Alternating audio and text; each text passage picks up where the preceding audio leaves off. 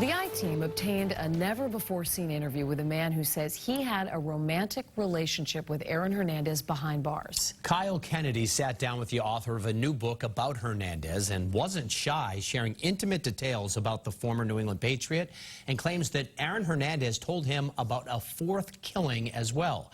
Here's Chief Investigator Cheryl Fiandaca with that exclusive interview. Wearing prison scrubs and covered in tattoos, Kyle Kennedy dropped a bombshell about Aaron Hernandez. We call him Double A, you know, and we got two bodies, like, and I used to tell him, boy, we should call you Triple A. He's like, nah. He's like, 4. You know, we're sitting in something, what you mean 4? And he's like, I got 4 bodies. Did you believe him? What we were able to establish is a credible lead that suggests that Aaron Hernandez could have been involved in a 4th murder. If Aaron Hernandez killed 4 people, he was a serial killer. Dylan Howard is the author of a new book called Aaron Hernandez's Killing Fields. In a jailhouse interview with Howard, Kennedy said he had an intimate relationship with Hernandez in prison. One day we were locked in the cell, and he's like, just lay down and close your eyes, shut off the light, and he's like, you know, and that's the first time. How much of a dark secret was this for him to carry around as a burden?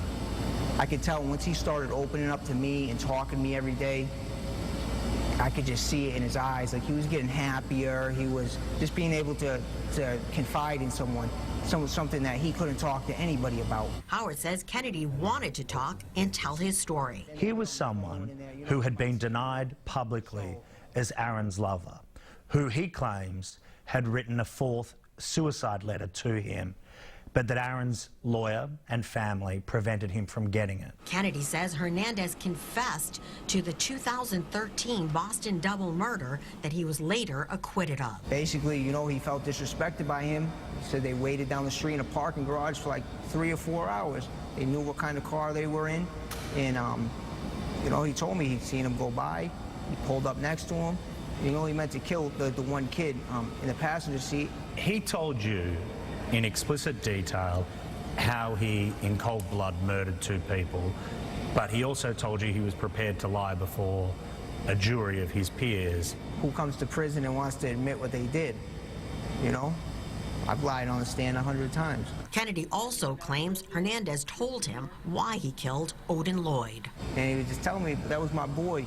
He's like, he wasn't loyal to me. He didn't, you know, I couldn't trust him. But Kennedy says Hernandez did trust him. The media just makes him look like a monster. You know, he's this kid that had everything going for him, you know, and why did he do this? And that's not the only question that was left unanswered. No one can answer or explain why he decided to take his own life. Kennedy, who was put on suicide watch after learning Hernandez hung himself, says he was a tortured soul. We were together for a while. He just wanted to be real with himself before anyone. He's like, you know, he's like, I feel like I'm hiding in my own skin. He wanted to come out and tell the world. He just didn't know how his family would handle it, and that kid had a big heart. He worried about everyone else, like first, you know, worried about what his daughter might think. He had plans on going home.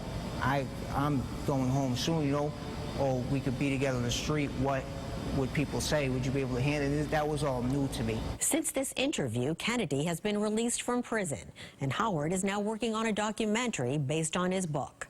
Cheryl Fiandaca, WBZ News. All right, Cheryl, thank you.